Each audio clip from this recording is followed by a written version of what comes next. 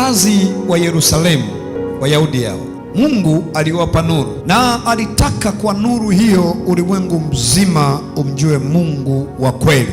Lakini mambo mawili yalikosekana kwao. La kwanza, hawakuishi ile nuru waliopewa, lakini la pili, hawakuipeleka kwa watu wengine. Na kwa hiyo most of the time maisha yao yakawa sisi Wayahudi, taifa lililochaguliwa na Mungu. Hawakufanya jitihada yoyote wala kuyabadilisha maisha yao kumwelekea Mungu. Na kwa sababu hiyo watoto walipozaliwa, badala ya kuonyeshwa Mungu wa Zayuni, wakaonyeshwa fahari ya Zayuni. Watoto walipozaliwa, badala ya kuonyeshwa kwamba utajiri walionao ni kwa sababu ya Bwana, wakaonyeshwa tu utajiri ambao familia zimeupata. Na kwa hiyo Mungu hakuwa sehemu tena katika maisha ya watu wa Zayuni. Watu wa Yerusalemu waliamini Zayuni ni ya milele, wakaamini Zayuni haitaanguka, wakaamini kwamba maadui hawaiwezi Zayuni kwa sababu Mungu wa Zayuni yuko pamoja na wao. Wakaamini kwamba Mungu anaipenda sana Zayuni, na kwa hiyo hawezi kufanya chochote kibaya kwa Zayuni. Ilifikia hatua furaha yao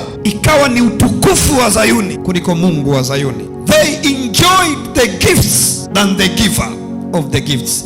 Wakafurahia tu zawadi za Bwana, wakimweka pembeni mtoa zawadi.